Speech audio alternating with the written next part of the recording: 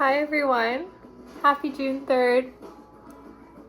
First of all, I want to say I'm filming this because someone who really likes my vlogs and my content told me that I should film a vlog when I got home today.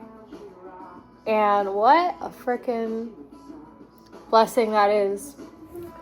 These past couple months, I have pop punk playing on the in the background off of YouTube. But oh my god, my brain's all over the place.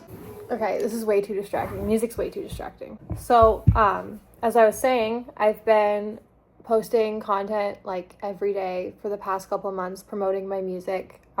Today's my birthday, June 3rd. I'm 28, and what a gift it is that people have been finding my art, finding my music, and they really resonate with it and they like it and they just can't get enough of it. And I've gotten a lot of like happy birthday messages from people who I've never met who just love my art and interact with it all the time. And it's just incredible. I never thought that anyone would want to hear the things that I write.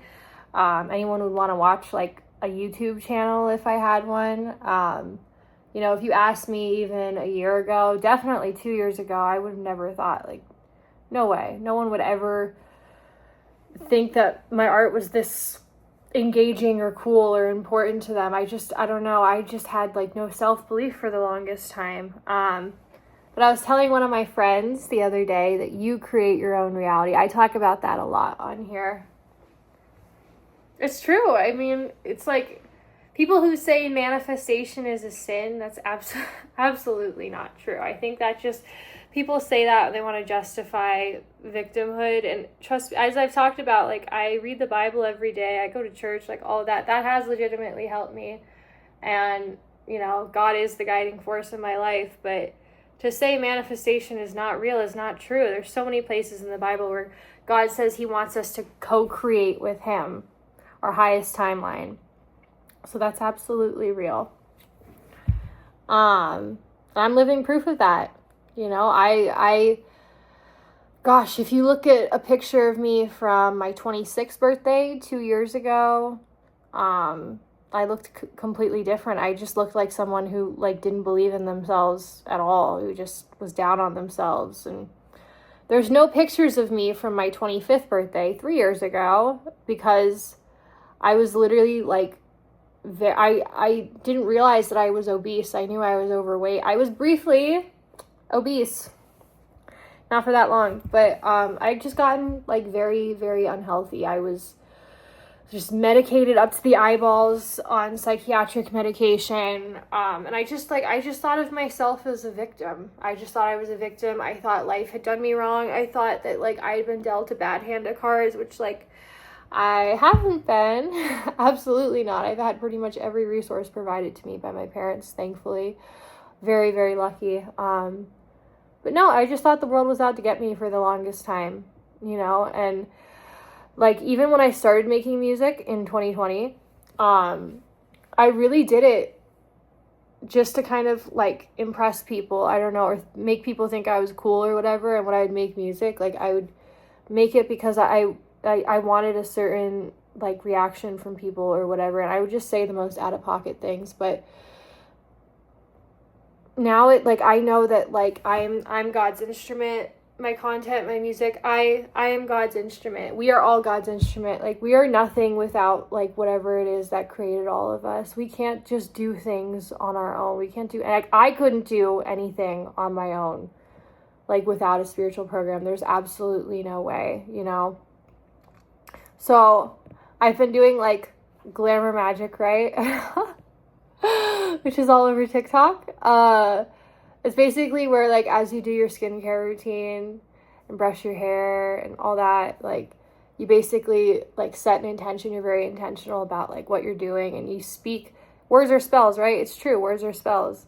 You speak exactly over yourself like what your intention is. Like with your cleanser, like with my cleanser, I'll be like, I'm washing off any negativity, any like doubts, any people who said that like I'm not good enough, or any limiting beliefs. Like I'll say that as I do my cleanser. As I put on like my serum, I'll be like, I am setting boundaries with other people. I'm protecting myself. I'm protecting my peace. And then, like, I'll do my eye cream and I'll be like, I'm allowing myself to see through the bullshit, to see other people's true intentions, to look for positivity, to look, for my highest timeline. And it's so incredible. We can literally, like, we can create our reality to be anything we want it to be. Trauma culture does not want to hear that, like, sometimes you need to be triggered. I'm a big believer in, like, sometimes you do need to be triggered. And, I know that might, like, upset some people if they hear that. I truly don't care. I'm just talking about from my own experience when I used to sit in, like, I'm a victim and I'm triggered and all of that. Like, I didn't get anywhere with my life, or not even close to what my highest potential timeline could be, So last night I was up, like, right before the clock turned 12, and I did a little mini meditation. And I'm at the point now where I don't really do, like, guided meditations. I really, really, really just set a timer for 10 minutes and I just try to be. Because we have our physical body. This is what XXX was saying. We have our physical body, we have our, like, thoughts, our mental, and then there's, like, our soul. And so you just think about, like, how there's those layers, right? And then you think about just, like, your soul connecting with your highest self. You think about what paradigms you can and will shift out of if you believe in yourself. It's completely up to you. It's the quantum field, right? I mean, I was someone, like, I was broke. I was addicted to drugs. I couldn't live outside of a rehab or sober living. For years, I couldn't. I was, like, in my mid-20s, like, unable to do anything for myself. I polarized almost every friend I had. Again, like, to say I didn't have friends was wrong. I'm not going to say that, because there are some people who really, like, stuck around, and have been kind. But, there was seriously some distance between, like, myself and the few relationships I had left. And, I just, like, I was angry all the time. I was constantly angry. I held on to resentments. And, I just thought I was a victim, and, like, why aren't I why isn't my art getting visibility? Like, I make such good music, and I did from the start, actually. Like, even though, like, I wasn't great when I started, like, I always, like, had some talent with it, even when, like, I wasn't that good, like, people knew there was something there was some spark that was, like, different about me than everyone else when I made music, so I was bad when I started. Everyone has to be bad before they can be good. I made another TikTok talking about that. Everyone has to be bad before they can be good at anything, but I don't know, like, even when I was bad, like, people kind of knew, like, there's something, like, there about her that's, like, it's very unique and different. But I just felt like a victim because I didn't feel like I got the visibility or whatever, but it's like I wasn't posting every day. I wasn't, like, putting it out there the way I should, So, yeah, and I was not expecting, because of all of, like, what I was talking about with addiction and whatnot, I was not, for the longest time, I just assumed I was going to die at 27 years old. I assumed that was going to be the age I died at. Like, I didn't see how there could be, like, any other possibility, I had a guy who was a dear friend of mine for, like, 6 months, and of course I acted crazy and got drunk and polarized him, but unfortunately he was shot on his front doorstep where he lived with his mom, on his 28th birthday. Like, it was like 2 hours after it was like 2 a.m. like the next day after his 28th birthday. I used to hang out there with him all the time, and I've been thinking about him a lot today, because it's like, it was literally 2 hours after he turned 28, and he thought he was home free. I don't know what he thought, but I wasn't there. But yeah, his artist name was Mr. Phoenix, and I still think about him, like, all the time.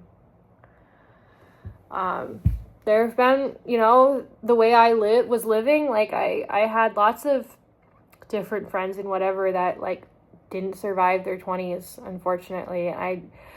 Even, like, in my parents' condo building in Denver, they have 2 units there. 2020, during the pandemic, there were 2 other people on my hall who were, like, severely struggling with addiction and mental health. And both of those people are like literally dead now. One of them died, I think, in 2021, the other in 2022. And I don't know, I like this girl Keely, who was checking in with me like every day for like 4 months last year. Like, she was in my online AA meeting. She just literally died like last summer. I'm thinking about her too. And I don't know, like, I really feel like between like how many times I tried to die, YouTube don't censor me, I'm not going to say the word, and just how many like dangerous situations I put myself in, and just how I did everything to get high at all costs. I didn't care like if I put myself in danger or other people. Like, I have to be here still for some reason, like intact too. Like the fact that I'm like getting my physical appearance back, my health back, like there's got to be a reason for it. There's got to be a greater reason. And I think I talked about it a little bit in my last vlog, how like as I've watched these like other great creatives, right? Like Johnny Cash, or, you know, Robin Williams or Ernest Hemingway, whoever, they all have this same problem where they're like so sensitive. All they wanted to do was just like numb out.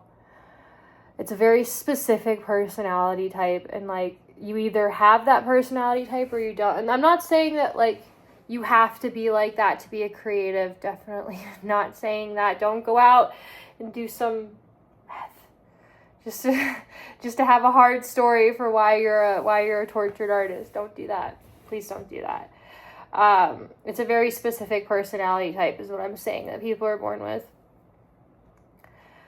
So, you know I wear this sweatshirt a lot too. So I'm also about to move. I'm about to move back to Colorado. So this past like year-ish, I lived in Utah, small town in southern Utah. I really needed, I looking back, it was for the best. I was so crazy. Like, I seriously was so mentally ill when I first, stopped doing drugs and all that. Like, I really, really saw that, like, how sensitive I am and how, like, uncomfortable I've always been. And, like, I'm now able to, like, cut myself some slack for, like, what I went through and what I did to myself for, like, a decade, because it's, like, I literally have always felt, like, so uncomfortable just being, as a kid, I always felt so uncomfortable being, and I just, the search for relief, like, it just, like, I had something that most other people didn't going on internally. I knew that, and the longest time I didn't know what it was, but, I've been working on this concept album. I've talked a little bit about that. And so much other music has come out of me too, that's like outside of that project too. I do want to say, like, it's so cool that I'm finding my audience. Like, people are like having this almost like parasocial relationship with me and my music. I am a real person. I don't think I'm hot shit. That's not what I mean to say, but, people are having this like really deep relationship with like the art and content I put out. And, that's just like, I never thought, like, I used to say when I was younger, I was like, I love music so much, but I could never make it. It's like, of course I can. Anyone can do anything that anyone else can. You create your reality. And, gosh, I got a really good message, like, right before this, because I meditated right before this. I meditate every single day. I swear by it at this point. Like, I'm very big on, like, I'm shifting to my highest timeline every single day. When I get on a plane, I pretend that as the plane takes off, like, I'm going to a different reality. And as the plane lands, I've landed in a different reality. Like, literally, like, I think about, like, how I quantum jump, like, every single day. Because I'm telling you, like, I have to be great. There's this thing in me that, like, I have to be great. And, again, not everyone has that either.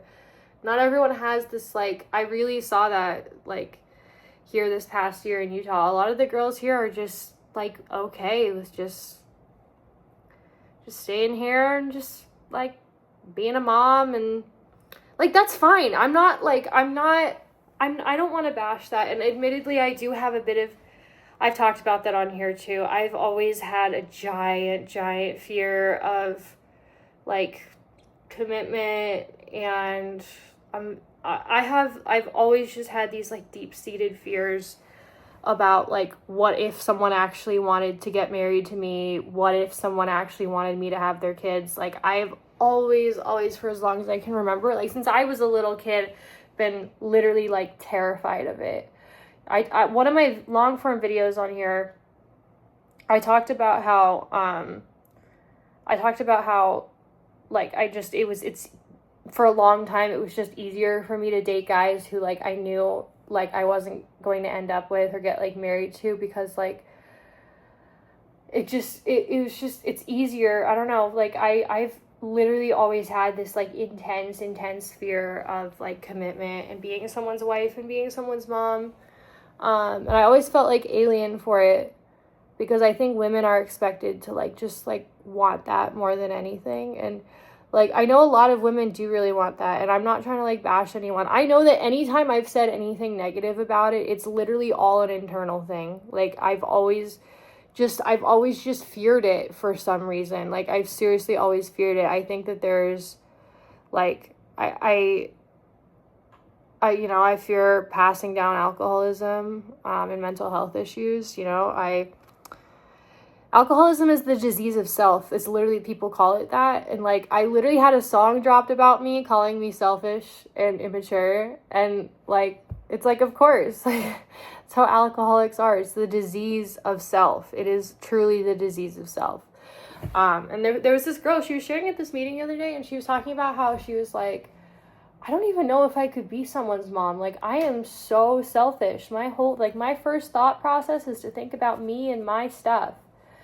And like, that's part of the thing too. It's like, my dad took me to the mall the other day because we needed to replace my phone.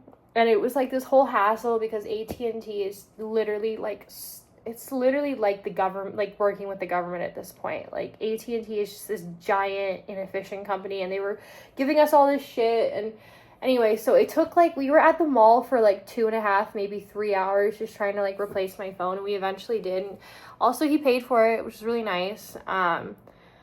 But like, as nice as that is, the whole time I'm like, damn, like I actually like don't want to like have a kid and then like have to go to the mall with them for 3 hours and like deal with AT&T so I can buy them a new phone. Like, that just like doesn't appeal to me. It just doesn't. Like, not trying to be a dick, but I don't know. And so I've always felt very scared of like, like the first guy that I like fully dated that I like maybe kind of wanted to get married to was my last ex. But like he was not doing well in the same way that I was not doing well. And that was the first time I was really confronted with like, oh, like when people date, like they're kind of a lot of time like looking to get married. And I don't know, there's a big societal convention around like women guiding that, but I question if that's like something I even want to do, if something I can do. It strikes fear, intense fear into my heart, the way I don't see it striking intense fear into other women's hearts. And in Utah, like culturally, it's a big thing for Mormons to just get married and have kids as soon as possible. And that's fine. I will never say anything, like I'm not saying anything bad about like that culture or that religion or anything. Like I think that there are actually a lot of really, really good things about it. And I don't ever want anyone to say like Erica was talking shit about the Mormons on her YouTube, because I wasn't. I'm not. I think that I think there's a lot of really good things about their culture legitimately. And it's all an internal thing. I'm just like, I've always been, and I think I'm one of those women who's just like so hyper independent too. Like, I've just always been so hyper independent. I think about how like just generations of women before me, like they just didn't have that many choices to make with their lives, like my grandma on my mom's side, this lady Eileen, I never met her. But she's my mom's mom, and My mom has 4 siblings, and so she's the mom of all 4 of those siblings, and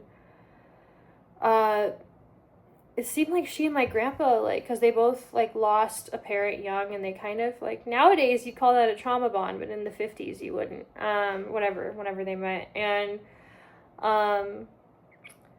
yeah, Eileen, like, died of multiple sclerosis when my mom was 7, but from what I've heard, Eileen had the same problem I have, alcoholism, and she was, like, spiraling and whatever, and my grandpa got remarried to this other lady. Well, he divorced my grandma, and I guess there's some speculation that, like, he cheated. They've never talked about it or anything. They never admitted it.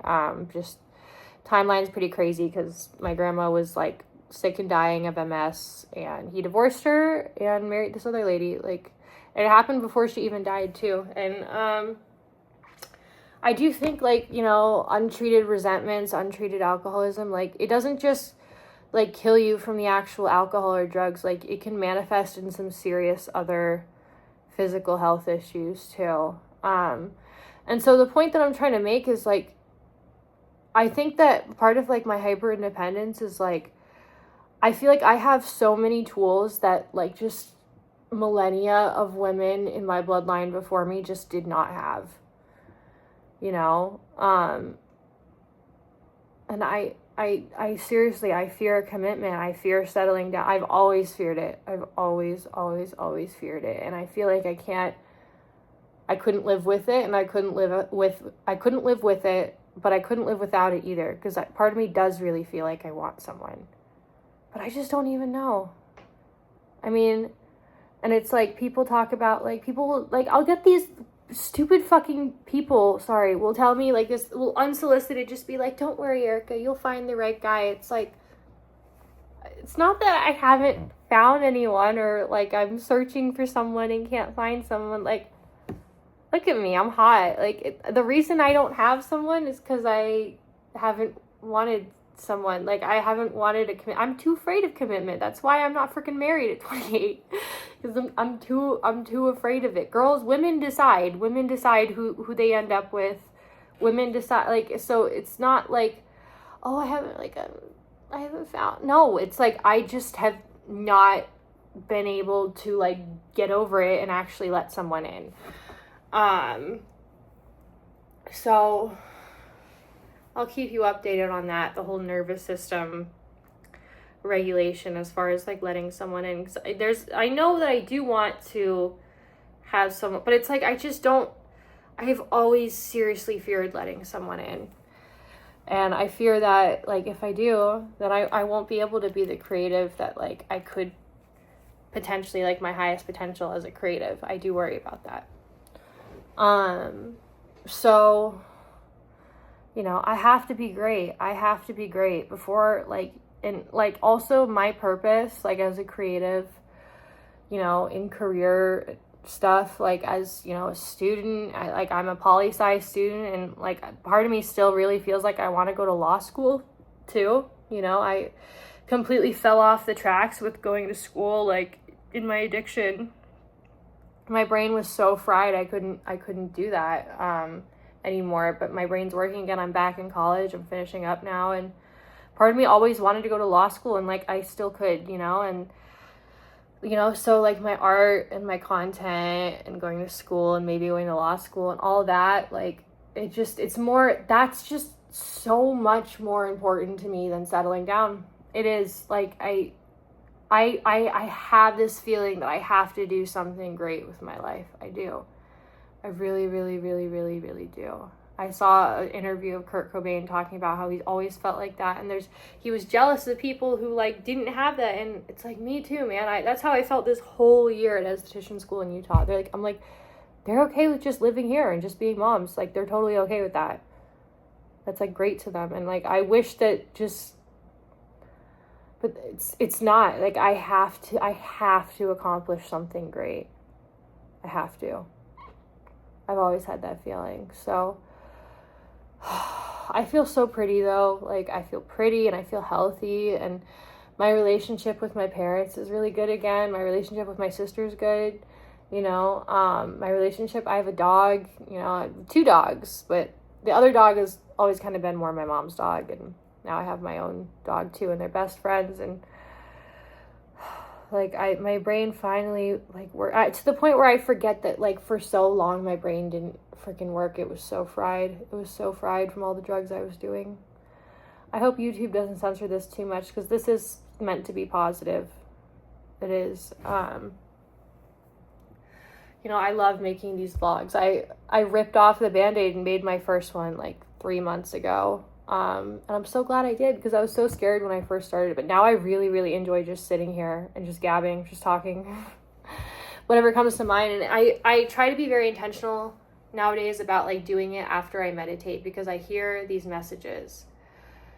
Oh yeah, I remember what I was going to say. Last night I was meditating because I was up right before the clock turned 12 on my 28th birthday, so I did a little mini meditation, and I asked God to help me incarnate I asked God to help me to become exactly who he incarnated me to be. I think that's what's just kept me going all these years, even when I thought I gave up on myself. It's like, no, there is this thing in me, like, my 2 favorite artists of all time, people ask me who my 2 biggest inspirations are musically. My 2 favorite artists across the board for like more than a decade have been Lil Wayne and Lana Del Rey. And people are like, those people are so different. I'm like, actually though, they're not. They're not different. They're both extremely hard workers. They both know exactly who they're meant to be. They work on their self-concept every single day. Any good artist, like, you realize no matter how different any of them are from each other, you realize there is that common thread that makes them exactly the same. And it's that they have that thing in them. They're like, I have to keep creating. I have to keep doing this thing. I won't be satisfied at the end of my life if I don't know that I didn't live up to that. And so, like, I'm creating as much as I possibly can. Because it's great if, like, you're satisfied being like a wife and a mom somewhere. That's totally fine. That's fine. Like, power to you. That's amazing. There's something in me that like really knows there has to be, like, I have to have this big impact on humanity. There's something in me. I feel like God is guiding me towards this thing. So, gosh, I am so grateful to be 28 years old. So grateful, and also like, now what? Because I always thought I was going to die at 27, and now I haven't. And so now, like, being a person in like my late 20s is, you know, if I make it to my 30s, that's going to be even crazier, because it's like I really was not making it on to my, I was not planning on making it to my 30s at all. So, there's a bit of now what, but like, it's good now what, you know. I also think women are completely in their prime, like in their 30s and 40s. I feel like women in their 20s, especially their early 20s, don't know what the fuck they're doing. They don't know how to, a lot of times they don't know, sometimes they don't know how to like dress as well. They're just not as confident. Like, this whole lie about, like, I think it really is a lie that like women are in their prime in like their 20s, or like, from what I've seen, like, women in their 30s are like so confident and comfortable with themselves. They know their style. Like, they have like more like personal, like financial, like they can really like treat themselves and like be confident and know who they are. And I really think that that's amazing. So I'm not scared for my 30s at all. That is, if I make it there. But I'm gonna speak over myself, because words are spells, that I am, and that this is only the beginning. It's my Saturn return. So I'm really grateful for everyone who watches these. Like, as I said at the beginning of this video, I never thought that like people would, like, if I just posted into the void like every day, that like people, like, I'd be finding my audience, connecting with people, and people would be like wishing me a happy birthday, even though they've never met me and I never met them. Like, they love my art and they just want me to know, like, I'm so glad. Like, it means everything to me. This is like, even though I literally got a wart burned off my finger today, and I got tattoo removal done today, which I've been doing the past year, like, all of those things, people are like, oh, this is a bad birthday if you did. No, it's not, because it's like, I have more support. I have a whole fan base now that's just like growing literally every single day. Like, I just, like, I feel so much more confident and secure in myself than I ever have been in my whole life. So thank you guys. I love you so much. And I'll make another one of these probably like tomorrow or the next day or something, because I actually like enjoy making these now too, which I never thought I would. So bye.